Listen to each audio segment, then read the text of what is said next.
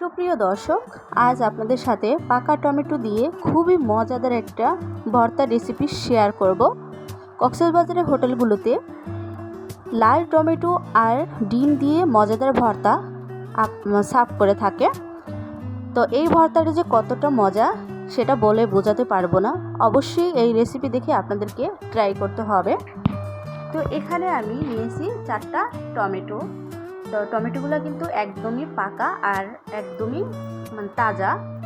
আর নিয়েছি পেঁয়াজ আর কাঁচামরিচ। তো টমেটোগুলো আমি সুন্দর করে ধুয়ে নিয়ে আসছি।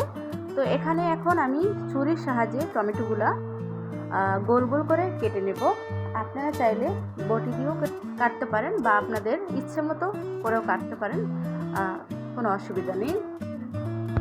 তো আমি টমেটোগুলো এভাবে কেটে নিয়েছি সবগুলা। এখন একটা বাটিতে তুলে নেব। তারপরে এখন আমি কেটে নেব পেঁয়াজ। তো পেঁয়াজগুলো আমি কুচি কুচি করে কেটে নেব।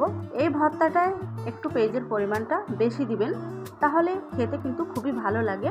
তো আমার কিন্তু পেঁয়াজগুলো কাটা হয়ে গেছে। এখন আমি পেঁয়াজগুলো তুলে নেব। তো এখানে আমার টমেটোগুলো এখন আমি লবণ আর হলুদ মেখে নেব।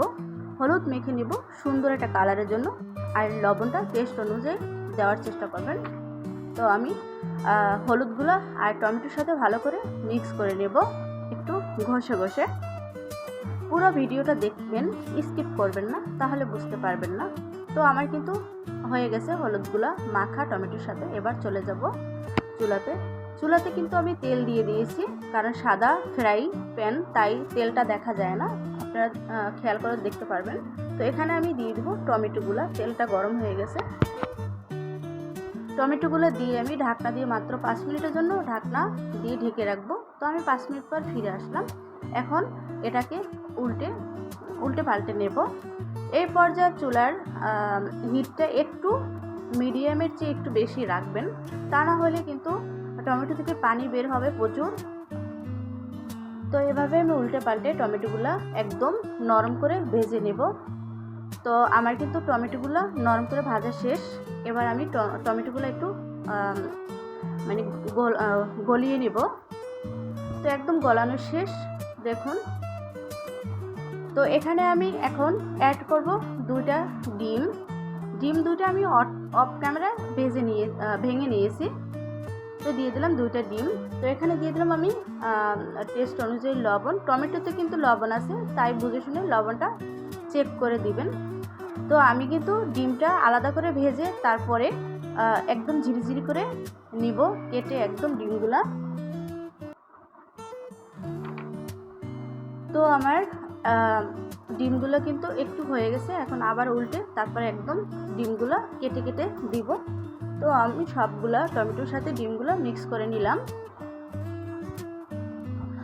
আমি সুন্দর করে ভয়েস দিতে পারি না বা কথা বলতে পারি না, প্লিজ যদি ভুল হয়ে থাকে অবশ্যই ক্ষমা দৃষ্টিতে দেখবেন।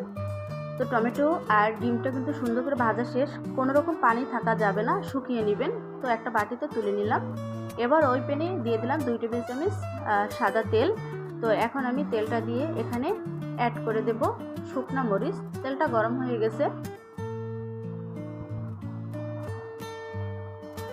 তো এখানে আমি শুরুতে 2টা কাঁচামরিচ দিয়ে দিলাম আর দিয়ে দিলাম 4টা শুকনা মরিচ। আপনারা ঝালের পরিমাণটা একদম নিজেদের অনুযায়ী দিবেন, যেরকম আপনারা ঝাল খেতে পছন্দ করেন। তো আমার কিন্তু শুকনা মরিচগুলো ভাজা শেষ। এখন আমি আর দিয়ে দিলাম পেঁয়াজ কুচি। এখানে আমি পেঁয়াজ কুচিগুলো অল্প করে দিয়ে দিলাম। আর এখানে কাঁচা পেঁয়াজ আর যদি বেরেস্তা করে একটু পেস্টটা দেওয়া যায় তাহলে কিন্তু এই ভর্তাটা খুবই ভালো লাগে। তো আমার পেঁয়াজগুলো ভাজা শেষ। তো আমি এখন চলে যাব ভর্তা তৈরি করতে। তো শুরুতে আমি এখানে লবণ আর শুকনো মরিচগুলো ভালো করে লবণ দিয়ে গুঁড়ো করে নেব।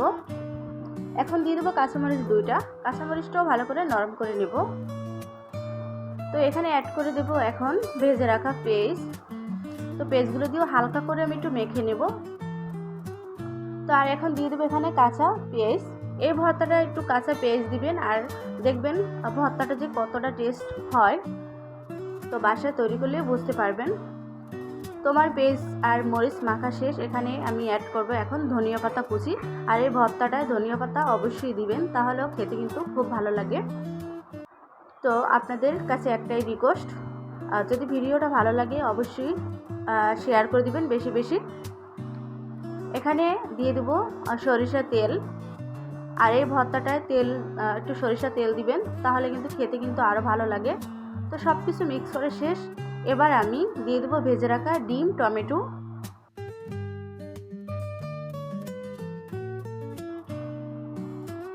আমার বাসায় এই ভর্তাটা তৈরি করেছি, বিশ্বাস করবেন সবার কাছে এই ভর্তাটা খুবই ভালো লাগছে। তো সব কিছু আমি এবার মিক্স করে ভর্তাটা তৈরি করে নিয়েছি। তো আমার প্রায় ভর্তাটা তৈরি করা শেষ। আমার চ্যানেলে আমি সবসময় সহজ রেসিপি দিয়ে থাকি, চাইলে আপনারা আমার চ্যানেলটা ভিজিট করতে পারেন। তো সবাই ভালো থাকবেন, সুস্থ থাকবেন, দেখা হবে নতুন কোনো ভিডিও নিয়ে। সবাই ওই পর্যন্ত অপেক্ষা থাকবেন। আর নতুন বন্ধুরা আমার চ্যানেলটা সাবস্ক্রাইব করে বেল আইকনটা প্রেস করে রাখবেন, তাহলে ভিডিও সাথে সাথে আপনাদের কাছে চলে যাবে। তো ভালো থাকবেন, আল্লাহ হাফেজ।